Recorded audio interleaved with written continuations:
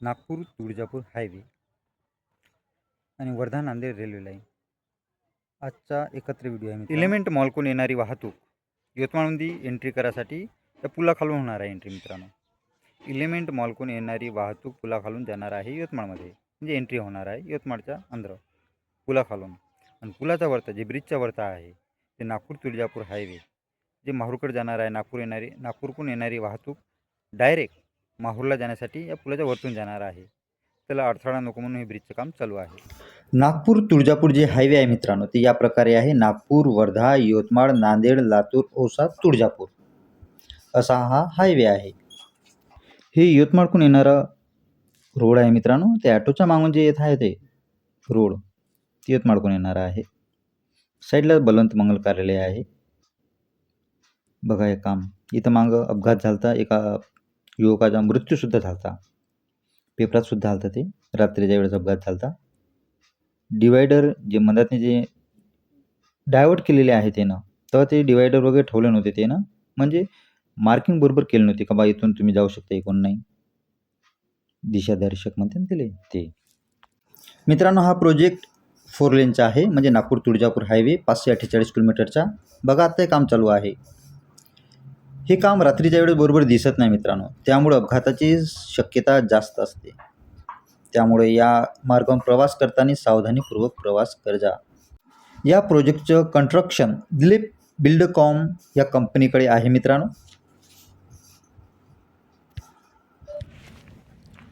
हे रोडचं जे काम चालू आहे, हे जे काम दिसते तुम्हाला, या कामानं मागं 1-2 अपघात झालेले आहे इथं.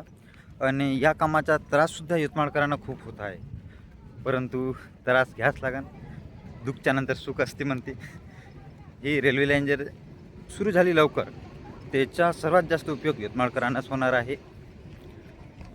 नागपूर वर्धा झाले सुलभ होणार आहे. नांदेडला सुद्धा कधी कोणी जात असेल त्याच्यासाठी सुद्धा हे खूप फायदेमंद आहे. प्रोजेक्ट वर्धा नांदेड 284 किलोमीटरचा 39 किलोमीटरचं काम कंप्लीट झालेलं आहे मित्रांनो. वर्ध्यापासून कळंब कामठवाड्यापर्यंत उर्वरित काम चालू आहे. नमस्कार मित्रांनो, वर्धा नांदेड रेल्वे लाईनच्या नवीन अपडेटसाठी आपण आलेलो आहोत आर्नी रोडवर. मित्रांनो, आपल्या उजव्या साईडला म्हणजे या साईडला रेल्वे स्टेशन आहे, ज्याचं काम चालू आहे यवतमाळ रेल्वे स्टेशनचं. तत्पूर्वी मित्रांनो, मी जर असे व्हिडिओ तुम्हाला आवडत असेल तर चॅनलला सबस्क्राईब करा. कसं तुमचे एक सबस्क्राईब आम्हाला प्रोत्साहन मिळते. आणि लाईक करायला विसरू नका व्हिडिओ जर आवडत असेल तुम्हाला तर. बघा तिथं रेल्वेचे क्वार्टरचे काम, हे जे आहे हे रेल्वेचे क्वार्टरचे काम चालू आहे मित्रांनो. आणि त्याच्याच समोर रेल्वे स्टेशन राहणार आहे. बघा इथं डायव्हर्ट करण्यात आलेली आहे वाहतूक, कारण की इथं ब्रिजचं काम चालू आहे वर्धा नांदेड रेल्वे लाईनचं. ही इकडल्या साईडहून येते वर्धा रेल्वे स्टेशनकडून अर्थवर.